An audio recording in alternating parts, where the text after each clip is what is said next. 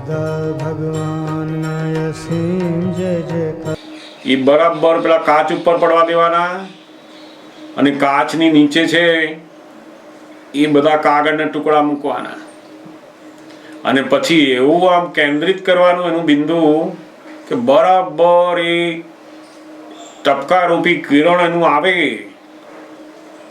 અને એ થોડી વાર રવા દઈએ ને એટલે તરત નીચે સળગવા માંડે, અગ્નિ પ્રગટ થાય ને સૂર્યના કિરણોને એ પોતે પેલા ગ્લાસ ઉપર લઈ, મેગ્નિફાઈંગ ગ્લાસ ઉપર લઈ અને નીચે એવું કિરણ લાવવાનું કે જે પેલા કાગળને સળગાવી દે છે. આ સુરત છે એ આત્માની સંપૂર્ણ જાગૃતિ, આત્માનું જ્ઞાન, અને આ વચ્ચે બિલોડી કાચ મૂક્યો એ પેલી આજ્ઞાનો ઉપયોગ ત્યાં, અને એ એવો કેન્દ્રિત કરવાનો કે પેલી નીચે બધા કર્મો ભસ્મીભૂત થઈ જાય. આ દાદા ભગવાને એ જ પ્રયોગ આપણને બતાવ્યો છે કે આ બાકીના જે બધા કર્મો રહ્યા એ આ સદુપયોગ તમને પ્રાપ્ત થયો. સદુપયોગ જેને પ્રાપ્ત થયો એ તો ભગવાન પદની શરૂઆત કહેવાય. આપણને થાય કે આ તો શું છે આ, પણ એવું નથી. આ સદુપયોગ એ તો એટલી મોટી વસ્તુ છે કે આ દુનિયામાં કોઈને ક્યારેય શુદ્ધ ઉપયોગ પ્રાપ્ત ના થાય. આત્માના લાખ જ્ઞાન જાણે, આત્માના લાખ પુસ્તક લખે, પણ એને એક મિનિટ પણ શુદ્ધ ઉપયોગ ના હોય. શુદ્ધ ઉપયોગ વર્તવો એ તો જ્ઞાનીનું બહુ મોટી નિશાની કહેવાય. એટલે દાદા ભગવાન કે તમને આ જે શુદ્ધ ઉપયોગ પ્રાપ્તિ થઈ, હવે તમે જેમ જેમ એને ગોઠવણી કરતા જાઓ, ગોઠવણી કરો. જો તમે નહીં ગોઠવો તો તમારો આખો ઉપયોગ કેવો જશે? તો વેડફાય દુરુપયોગમાં થશે. કાર્ય તો એનું એ જ થવાનું છે. તમે જેમ ટ્રેનની મુસાફરી કરો, બસની મુસાફરી કરો, બાય કાર જતા હોય, બધું જોતા હોય તો એમનેમ જતું રહેશે.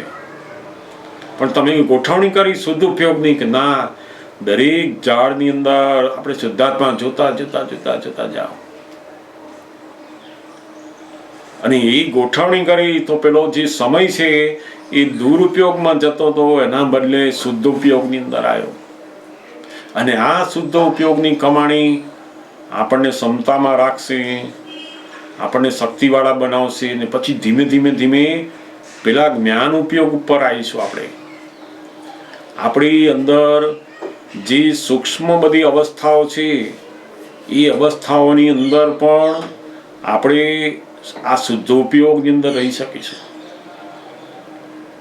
દાદા ભગવાન કહે છે કે હવે મહાત્માઓને જે શુદ્ધ ઉપયોગ પ્રાપ્ત થયો, પછી એ શુદ્ધ ઉપયોગ રહે નહીં, રાખે નહીં બધું, તો એ મોટામાં મોટી ભૂલ કહેવાય.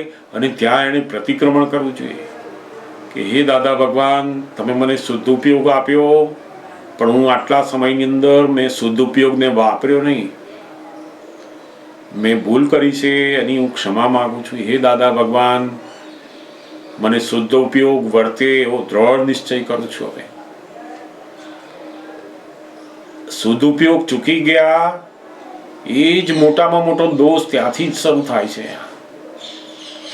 આપણને પ્રાપ્ત થયા પછી પણ આપણને ઊંઘમાંથી જગાડ્યા, જાગૃત થયા. હવે જાગૃત થયા પછી પણ પેલા ઝોકા ખાઈ જઈએ, કારણ કે પેલો ઉપયોગ રહેતો નથી.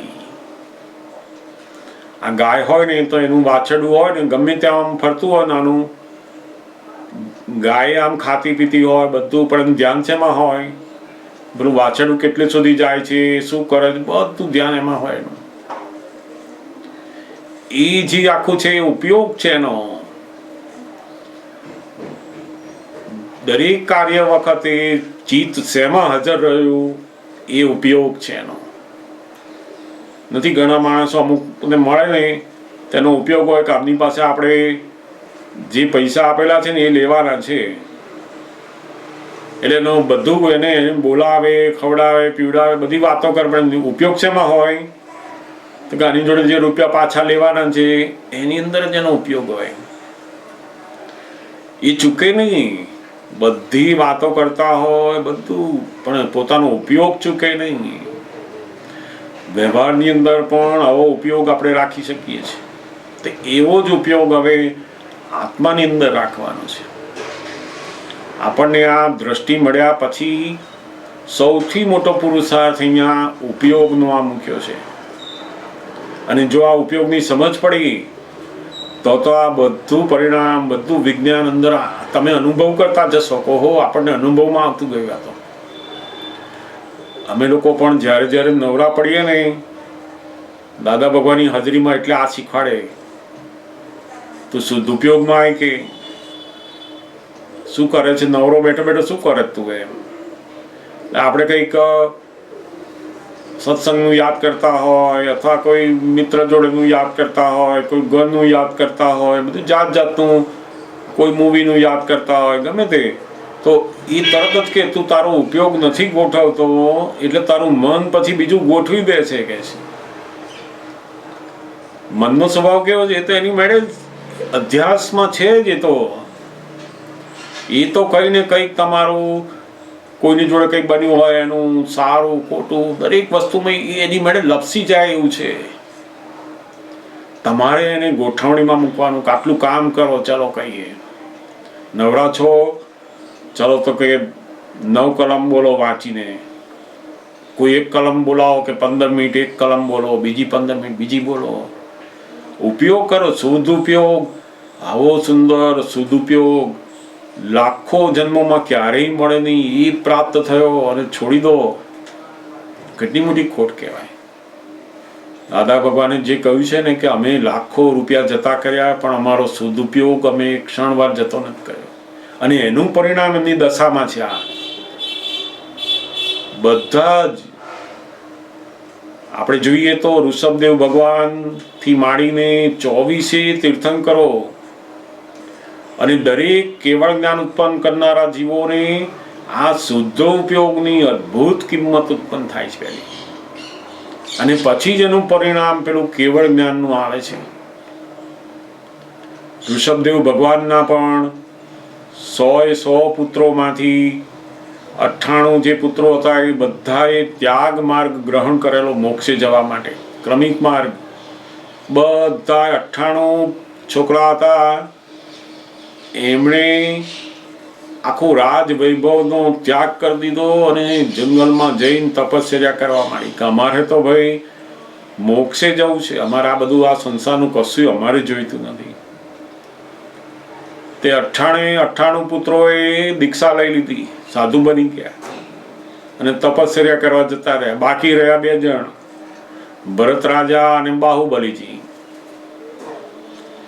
તે થોડા વખત ગયો એટલે બાહુબલીજી કહ્યું કે મારે જોઈતું નથી. ભગવાનને કહ્યું કે પિતાશ્રી મારે પણ આ રાજપાટ જોઈતું નથી. મારા ભાઈઓ જે સાધુ બન્યા, દીક્ષા લીધી, મારે દીક્ષા લેવી છે, મારે મોક્ષે જવું છે.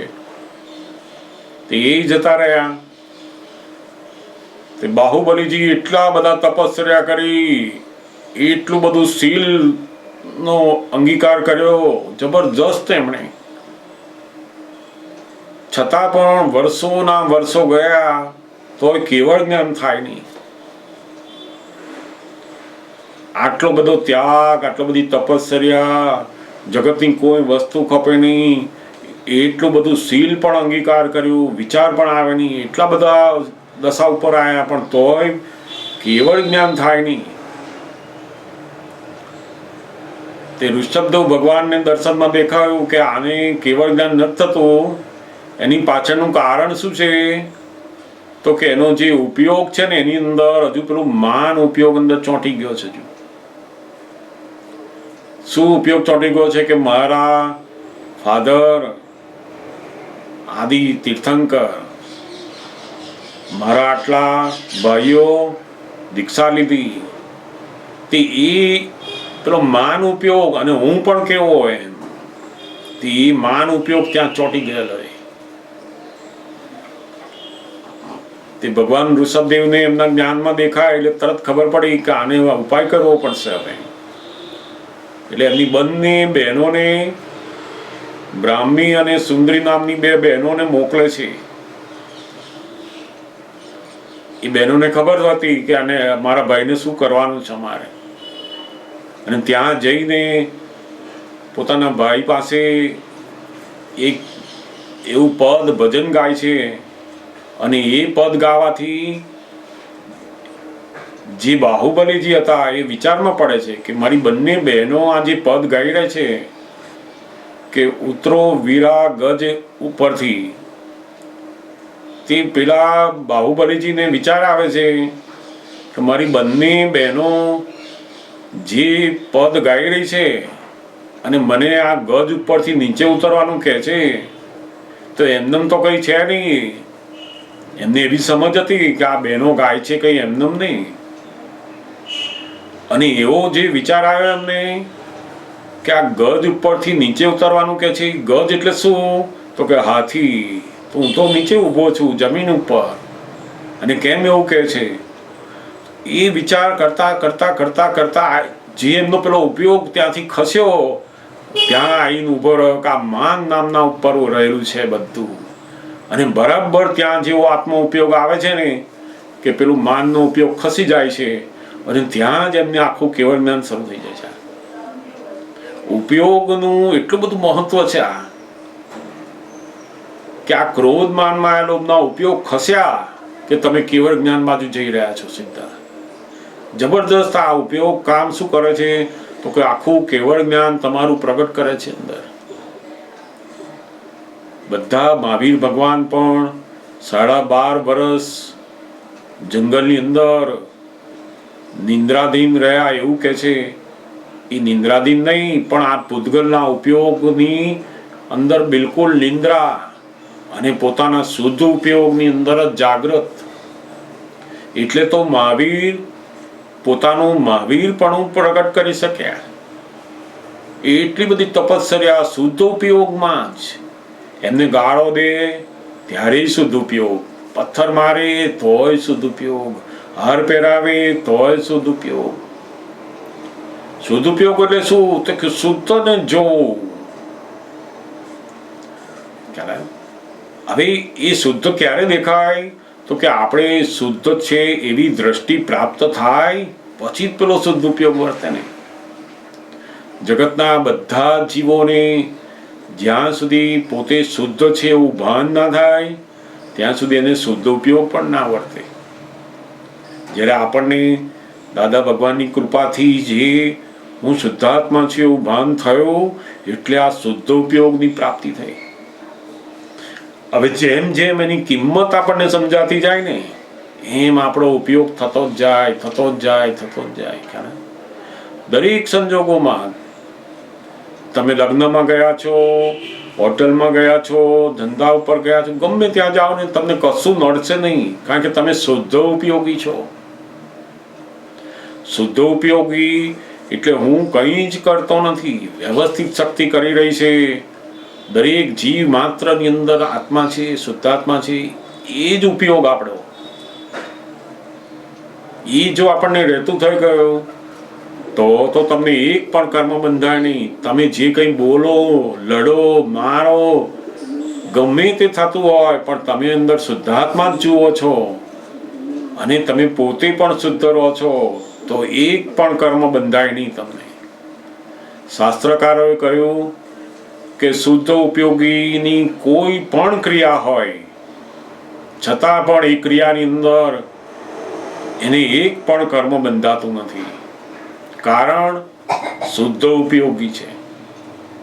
જ્યાં સુધી પેલી ક્રિયાનો કરતા છે ત્યાં સુધી એનો શુભ ઉપયોગ હોય કાં તો અશુભ ઉપયોગ હોય, પણ શુદ્ધ ઉપયોગ ક્યારેય ના પ્રાપ્ત થાય.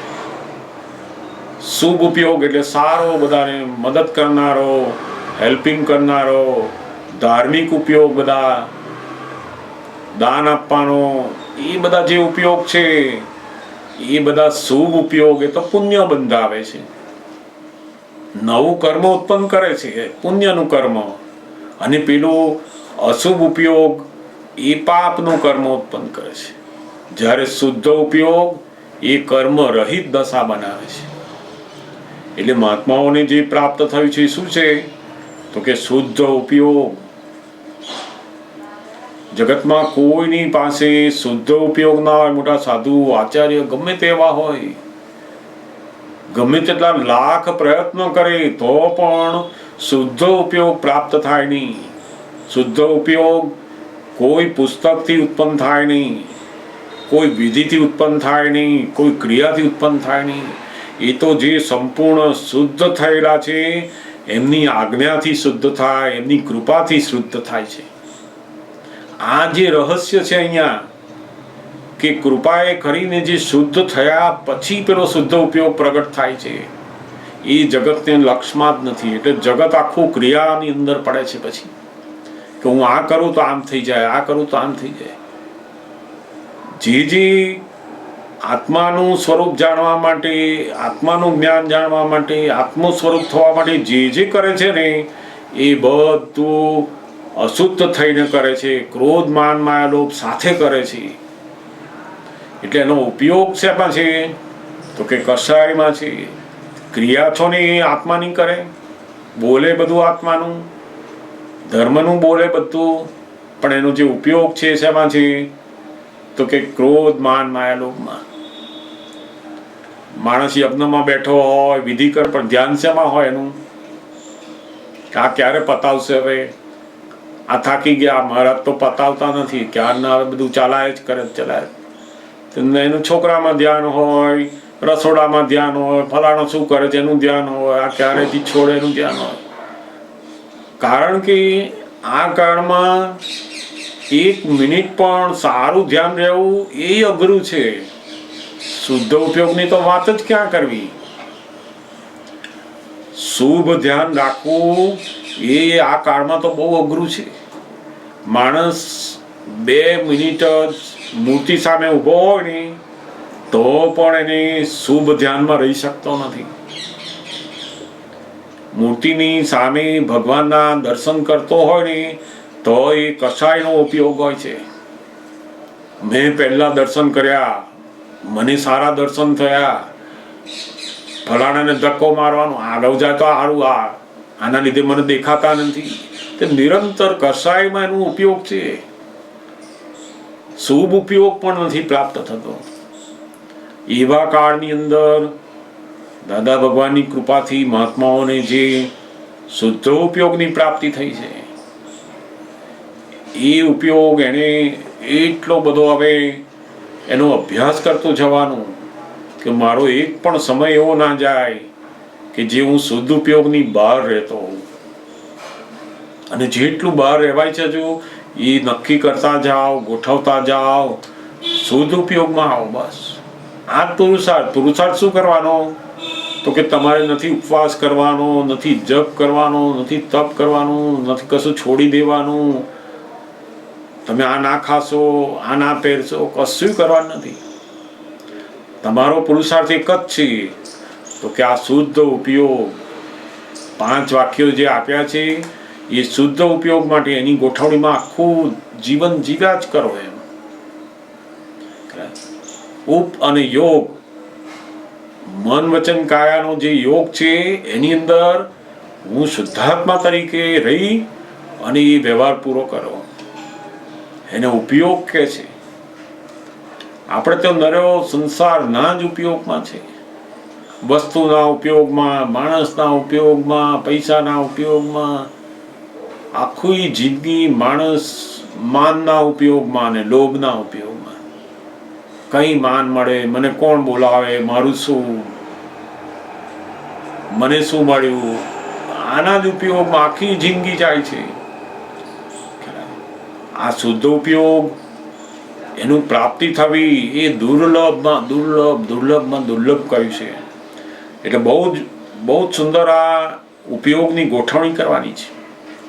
અને એમાંય જો દાદા ભગવાન કહેતા ને કે અમારું આ 1 દિવસનો ઉપવાસ એવો કરે શુદ્ધ ઉપયોગ પૂર્વકનો,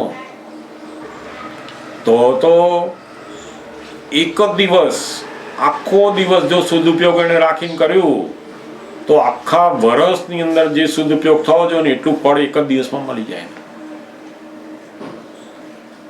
તો કે કેવો ઉપવાસ હોય? તો કે બિલકુલ ખાવાનું યાદ જ ના આવે એવો ઉપયોગ. એવો ઉપવાસ થયો તો બહુ મોટું કામ થઈ જાય.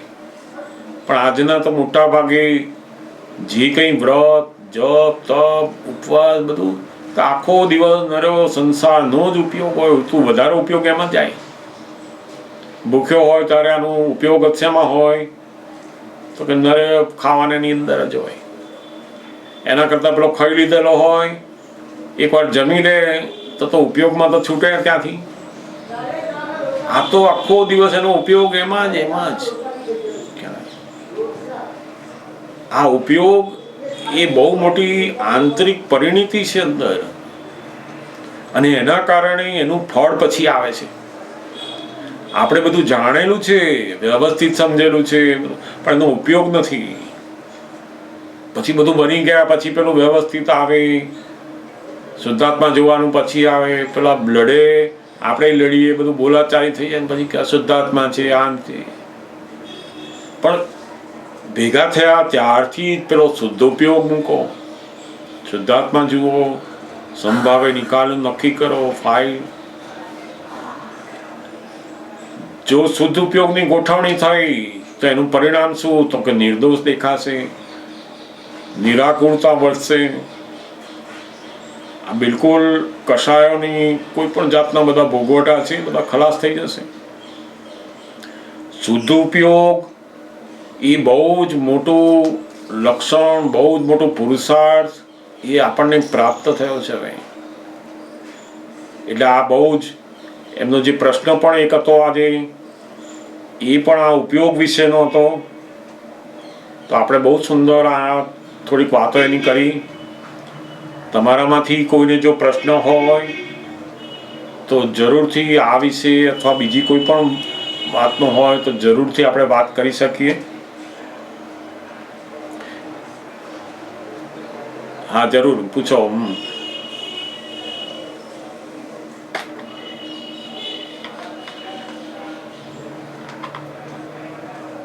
તમે આ બધી વાતો કરીને તમારે એક બે અનુભવ કેવા છે આ બાબતમાં? હા હા જરૂર. તો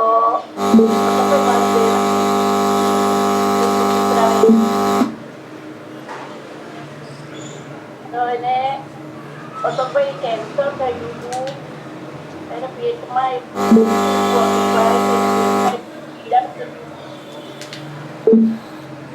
ડોક્ટર ને અશોકભાઈ બતાવી દીધેલું, ડોક્ટરે ના પાડેલી. જે ડાક્ટર સિમંદર સ્વામીમાં રહેતા હતા ને અશોકભાઈ, આમ આખો દિવસ બસ એ બે ફોટા લઈને જ આમ બરાબર. હું અજાણો તો મને એવું કે વરસાદ આવી મારી હાથે વિધિ બોલી, ચરણ વિધિ બોલી, વરસાદ તું આપણે નમસ્કાર વિધિ બોલે. તો મને ઘણી વાર એવું કહેતું અશોકભાઈ કે આને આટલી બધી પીડા છે છતાં બી આ વસ્તુને બોલાવે છે.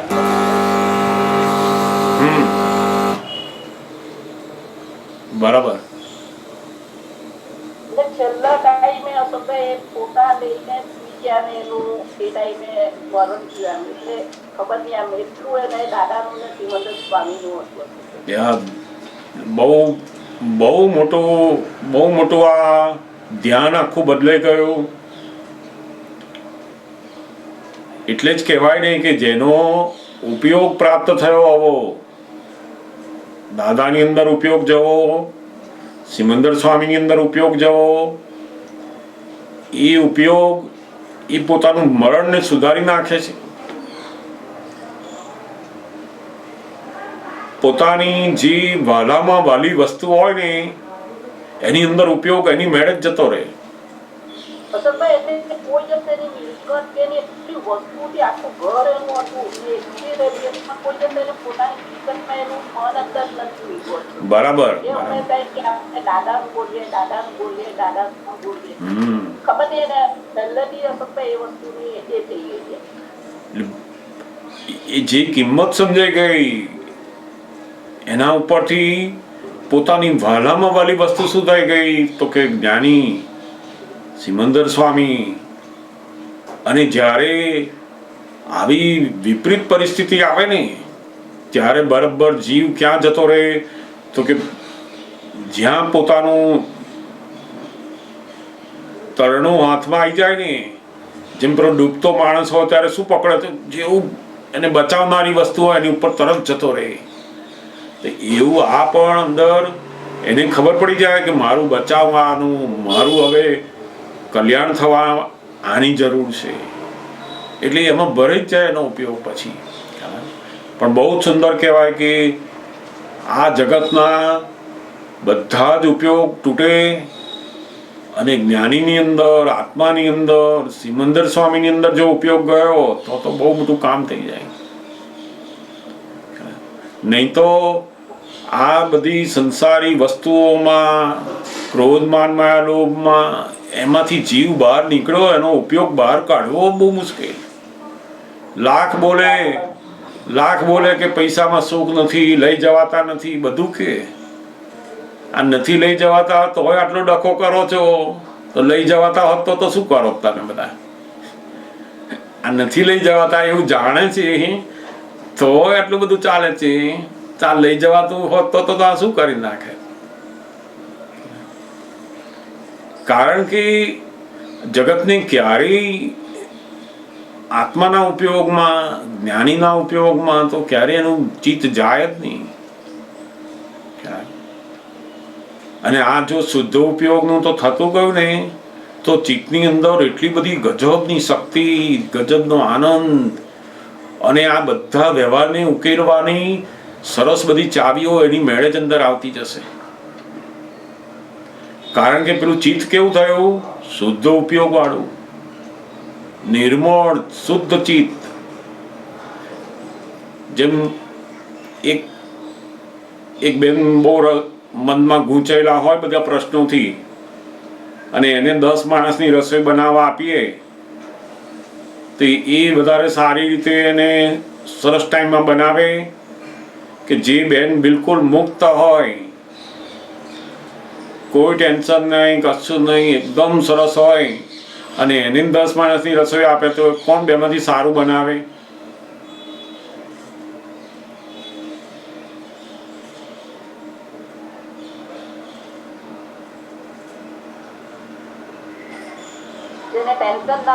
હા, જેનું ચિત્ત બીજે ક્યાંય વિખરાયેલું નથી, મૂંઝવણમાં નથી, ચિત્ત જેનું સુંદર છે એકદમ, એની ચિત્તની એટલી બધી શક્તિ છે કે એને કોઈ પણ સંજોગોની અંદર કંટાળો ઉત્પન્ન થતો નથી.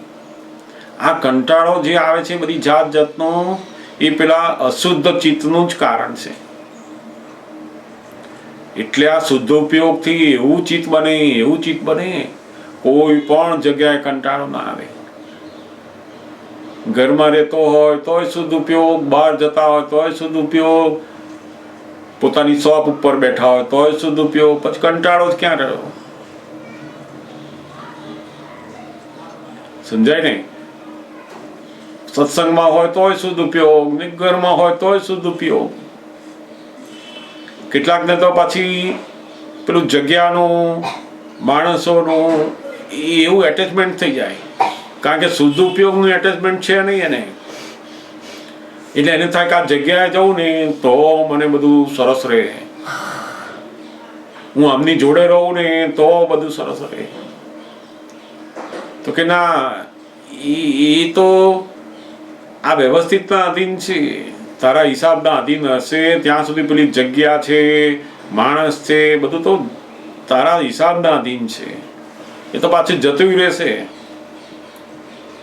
પણ સાચું ગોઠવણી ક્યાં આગળ? તો કે પેલા શુદ્ધ ઉપયોગની. એ જશે નહીં, એ તારા હાથમાં છે, એ સ્વતંત્ર છું તું, એમાં તારો પુરુષાર્થ છે. એમાં ધંધા ઉપર જઈને બેસવાનું આવ્યું કે સત્સંગમાં જઈને બેસવાનું આવ્યું, પણ શુદ્ધ ઉપયોગી માટે તો બંને કામનું જ થયું, બંને પોતાના પુરુષાર્થમાં, બંનેની અંદર કમાણી જ થઈ.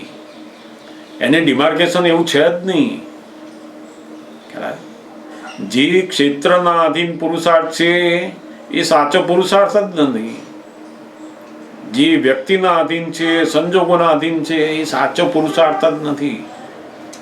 કોઈ પણ સંજોગો હોય, કોઈ પણ ક્ષેત્ર હોય, કોઈ પણ માણસો જોડે હોય, છતાં પણ તમે શુદ્ધ ઉપયોગમાં રહ્યા, શુદ્ધાત્મા જોવામાં, તો અદ્ભુત તમારો પુરુષાર્થ થયો હોય.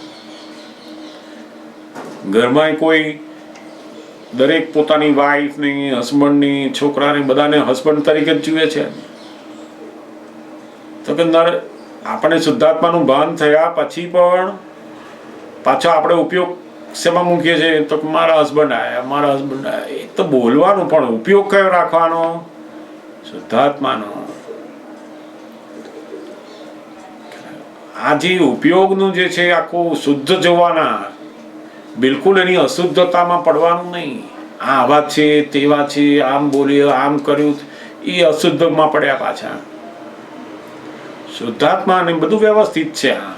આપણા હિસાબની અંદર આપણી સાથેનો જે ઋણાનુબંધ હતો એના આધારે વ્યવહાર થયો, એ તો શુદ્ધ જ છે.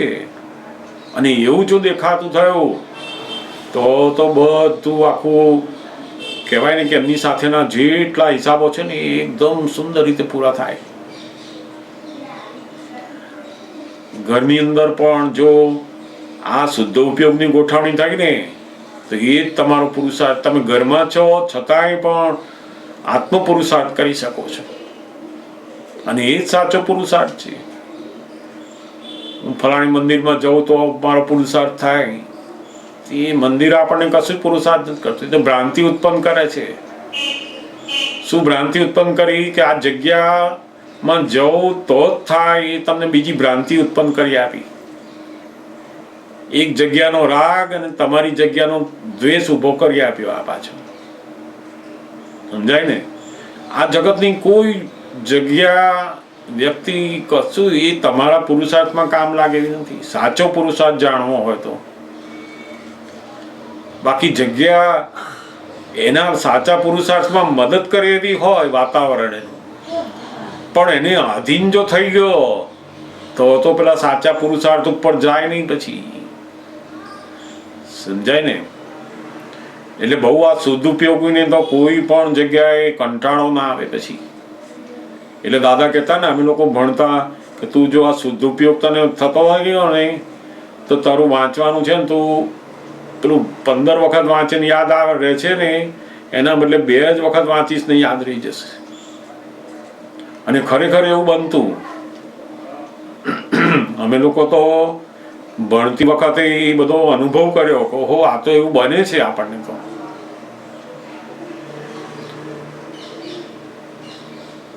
મારે પોતાને જેવું ભણવાનું, સૌથી વધારે ભણવામાં બહુ જ કંટાળો. રોજ હું કહું કે આ ભણવાનું કોણે કાઢ્યું છે? આ જે જીવનમાં કશું કામનું નથી. આ બધું ગણિતના બધા ઇક્વેશન ને આ બધું તો ભણ્યા પછી તો કોઈ મેં કહું આ વાપરતું તો છે નહીં. ઇક્વેશન તો બધા નથી ધંધામાં વાપરતા, નથી એના જીવનમાં કોઈ જગ્યાએ વાપરાતા, ને એને શું શીખવાનું એમ. તે એવા બધા વિચારો બહુ જ આવતા એ વખતે. એટલે ભણવાની બાબતના બધું અંદર દ્વેષ જ કે આ નકામું છે, નકામું છે, નકામું છે. બસ તે કશું યાદ રહે નહીં એમાંનું પછી. કારણ કે પેલું ગમતું ના હોય ને એટલે કશું યાદ ના રહે. ને એમાં ઇંગ્લિશ હોય તો બિલકુલ યાદ ના રહે મને. ઇંગ્લિશનો તો એક પેરેગ્રાફ મોડે કરવો હોય તો મહિનો જતો રહે મારો. તો મન થાય કે આ તો આ વિષય તો કોણે કાઢ્યો છે આવો? તો એમ આપણે જરૂરત શું છે આની? મેં કીધું અહીંયા. પણ ધીમે ધીમે એટલે દાદા ભગવાનનું ઘણી વાર કહું પહેલા શરૂઆતમાં કે મને તો આ બહુ કંટાળો આવે છે. તો પછી એમણે આ ઉપયોગ બતાવ્યો કે તારે નમસ્કાર વિધિ, નવકર્મો, ત્રિમંત્રો આવો ઉપયોગ કરવાનો, પછી આજ્ઞાનો ઉપયોગ, એમ કરતાં કરતાં સમજ પડી આ બધી. તે એમણે શીખવાડ્યું કે રોજ જે ત્રિમંત્ર બોલી ઉપયોગપૂર્વક બોલવાનો અને પછી વાંચવાનું. તારે તે ધીમે ધીમે પેલું વાંચવાનું, એ પણ જેમ પેલું મંત્ર વાંચીએ ને એમ ઉપયોગ રાખીએ, એમ પેલું વાંચવાનું એવું થતું ગયું મારું. તે એટલું બધું ધીમે ધીમે આવવા માંડ્યું કે 2-3 વર્ષની અંદર, 3 વર્ષમાં તો 10 પાના હોય ને, 10 પાના એઝ ઇટ ઇઝ હું લખી શકું એવી રીતના થઈ ગયું. 2 જ વખત વાંચું પણ એ વાંચેલું જેમ છે તેમ એની અંદર લખેલું છે એવું ને એવું જ અક્ષર હું લખી શકું. ત્યારે મને થયું કે ઓહો, દાદા ભગવાન અદ્ભુત આ સાયન્સ છે આ તો. અને કોલેજની અંદર તો જ્યારે 5 પાનાની થિયરી હું લખું તો એ એવી રીતે લખેલી હોય કે જાણે બુકમાં જોઈને લખી હોય ને એવું લાગે. તો મારા પ્રોફેસરની લોકો જ્યારે તપાસે ને તો મારા 100માંથી 100 માર્ક મૂકવાના હોય ને તો મને એને એ પ્રોફેસરને બહુ અસર થાય કે આવા સબ્જેક્ટમાં 100માંથી 100 તો કોઈને અપાય જ નહીં કે છે. આવતા હોય તોય ના આપું કે છું, કારણ કે એને એવું હોય ને કે આ વિષયમાં આવું કેમ બની શકે એમ. એટલે એક વખત તો એ લોકો બધા જાણે ખરા મને કે આ દાદા ભગવાનમાં જાય છે એવું બધાને ખબર, એવું બધી વાતો. જ્યારે મારું સપ્લિમેન્ટરી તપાસીને 100માંથી 100 આવ્યા ને એટલે પછી મને બોલાવ્યા એમણે. બહુ બ્રિલિયન્ટ પ્રોફેસર હતા એ, પોતે માસ્ટર હતા એવા અને બહુ આધ્યાત્મિક પણ હતા એ. પણ એમણે મને બોલાવ્યા પછી મને કહે છે કે આ શેમાં જોઈને લખ્યું છે કે છે આ. મેં કીધું તમે જોવા દો ખરા. મેં કીધું તમે હું જોઈને લખું તો જોવા દો ખરા. મેં કીધું તમે. એટલે એ જોયા કરે કે આ તો જોરદાર છે યાર. મને કે આ તું ફરી લખી શકું? મેં કહું હા જરૂર. કે અહીંયા લખી શકું? મેં કહું હા અહીંયા લખી શકું. એટલે પછી એકવાર એમણે મને બેસાડ્યો. મને કે તું ફરી આ સવાલનો જવાબ 5 પાનાની થિયરી હતી આખી અહીં લખી નાખ કે છે. ફરી લખીને આપી મેં એમને. અને એમણે જોયું ને એમને બહુ જ નવાઈ લાગે કે આ આવું કેવી રીતે તું લખી શકે છે એમ. કે જે લાઈન જે રીતે આવતી હોય એવી જ આવે, આકૃતિ જગ્યાની આકૃતિ આવે, બધું આખું. એમને બહુ જ નવાઈ લાગી. એમણે કહ્યું કે 100માંથી 100 જ આવે પણ હું તને 99 આપું છું કે. મેં કહ્યું સાહેબ તમારા 99 એ મારા 100 બરાબર જ છે. એટલે એટલા ખુશ થાય કે કહેવું પડે એમ કે મેં કહ્યું તમે 99 આપો છો પણ 100 બરાબર જ છે મારેથી. એટલે કહેવાનો અર્થ શું છે તો કે આપણું વ્યવહારની અંદર પણ દરેક કાર્યની અંદર એટલી બધી સફળતા આવતી જાય, આપી એની મેળે જ આવતી જાય.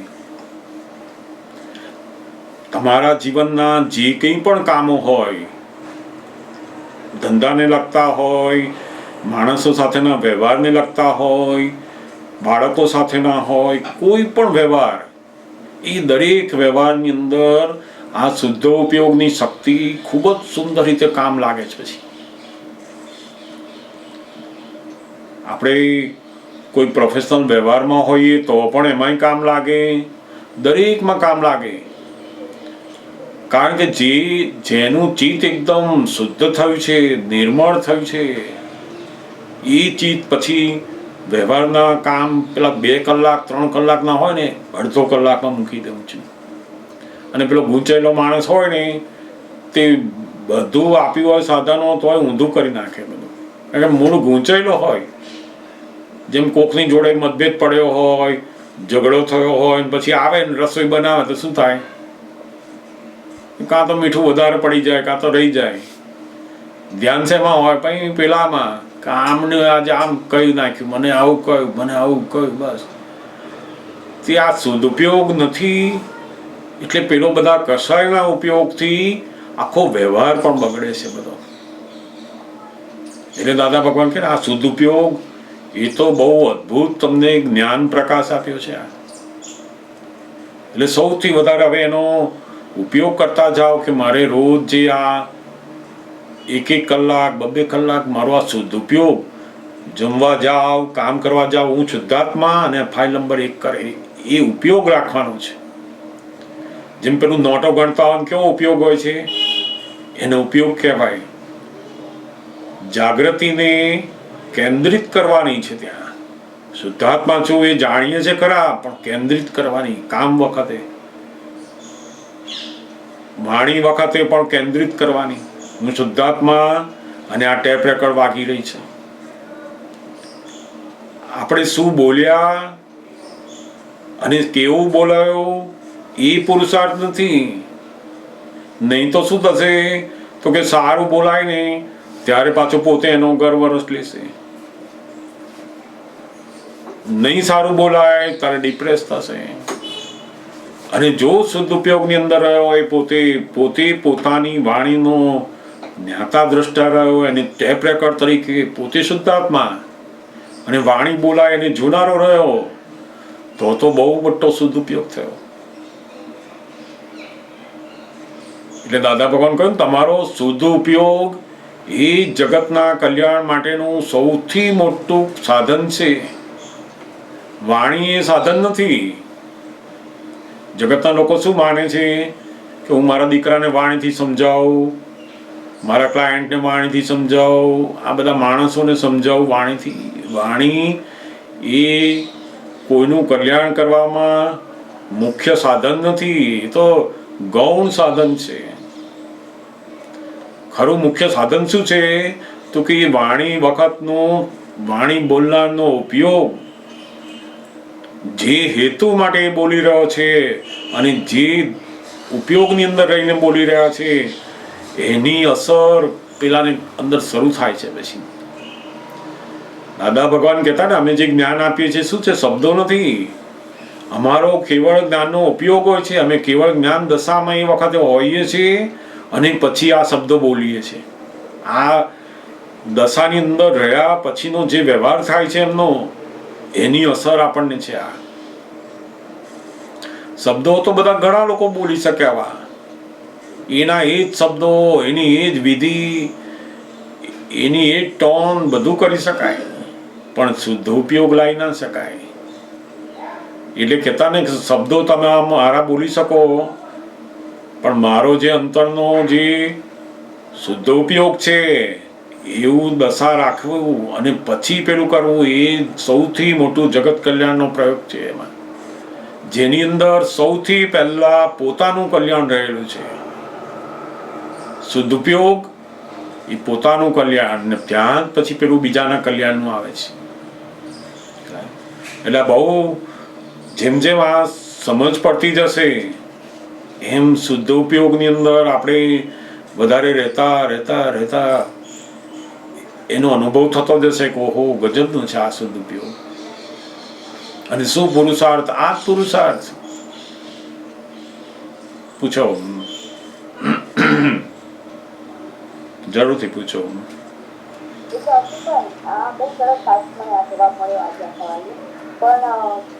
એવું લાગે છે કે સિદ્ધાર્થમાં જ ગોખવા જેવું છે. સિદ્ધાર્થમાં જ બધું કઈ નહીં એવું મને સમજાય ના નથી.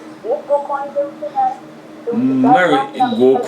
ગોખવાનું કોને કહેવાય તો કે જેને દ્રષ્ટિમાં ના આવ્યું હોય એને ગોખવાનું કહેવાય. આ ગોઠવણી કહેવાય.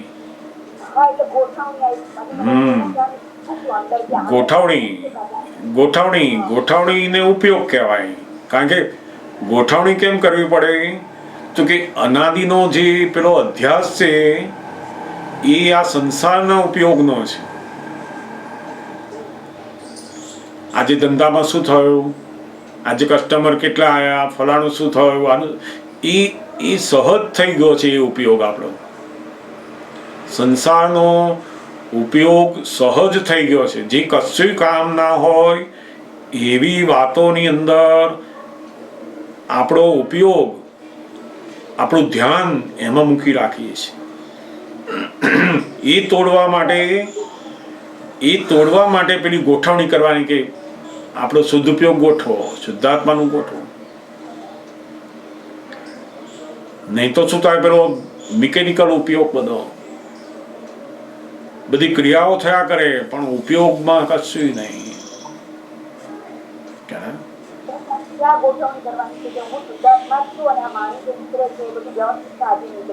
વ્યવસ્થિતના અધીન અને ટેપ રેકોર્ડર, અને એ ટેપ રેકોર્ડર નીકળે એની અંદર જેવું કોઈને દુઃખ થાય, જેવું કોઈનું પ્રમાણ દુભાય કે તરત જ પેલો ઉપયોગ આવીને ઉભો રહે કે આ અહીંયા ખોટું નીકળ્યું. આ એ તરત જ ઉપયોગ વાળાની શબ્દે શબ્દ ઉપર જાગૃતિ હોય. ઉપયોગનો મતલબ જ એ છે કે એની જાગૃતિ બહુ મોટી જબરદસ્ત ઊભી થાય છે. અને એ ઉપયોગ વધતા વધતા વધતા 100% થયો ને તો કેવળ જ્ઞાન થઈ ગયું. પછી બધા ભગવાન મહાવીર ભગવાનની, બધા તીર્થંકરોની, કેવળ જ્ઞાનીઓની આ શુદ્ધ ઉપયોગ રહેતા રહેતા રહેતા રહેતા 100% રહેતો થઈ ગયો. પછી એ સ્વભાવમાં પરિણામ પામે છે અને પછી કેવળ જ્ઞાન થઈ ગયું છે.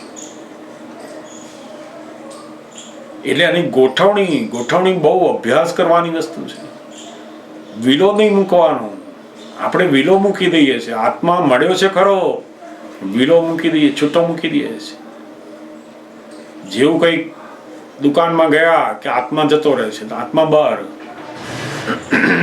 દુકાનમાં ગયા એટલે પેલો મોહનો ઉપયોગ શરૂ થયો, માનનો ઉપયોગ શરૂ થયો, લોભનો ઉપયોગ શરૂ, આત્માને વિલો મૂકી દીધો. ફલાણા બેને શું પહેર્યું છે, અને આ ડ્રેસ બહુ સરસ છે, આનું આ ફલાણો કલર આમ છે, બધું આખો ઉપયોગ એમાં ગયો. પછી હવે એ ઉપયોગની અંદર આપણને શું મળ્યું? તો કે નરા રાગ દ્વેષ ઉત્પન્ન થયા. એમાં એનું જોઈને આપણને રાગ ઉત્પન્ન થયો, અને આપણું જે પહેરેલું છે આપણને દુઃખરૂપ લાગ્યું. ઘરેથી તો આપણને બહુ આનંદ આવતો હતો, પહેરીને ગયા, અને ત્યાં જઈને જોયું કે આ સારું છે, તો તરત પાછું દુઃખ ઊભું કર્યું. તે આ જે ઉપયોગ છે એ તો નર્યો દુઃખનો ઉપયોગ કર્યો હતો. એટલે આ સંસારના જે ઉપયોગ છે ને એની ગોઠવણી તૂટે, અને શુદ્ધાત્મા જોવાની એટલો બધો આનંદ આવશે, એટલો બધો આનંદ આવશે.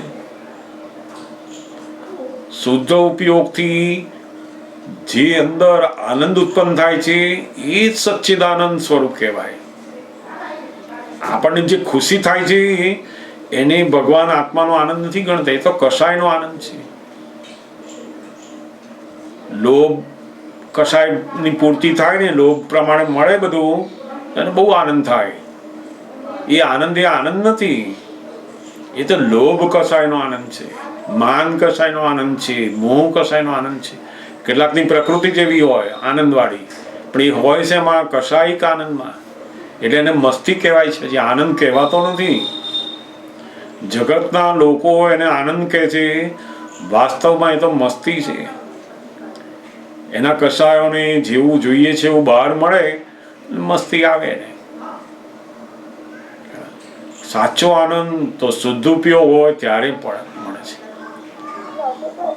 સંસાર ભોગવવાનું સુખ છે, બધા સુખ ખોળવા જાય છે, સંસારમાં સુખ છે એવું એને લાગે છે.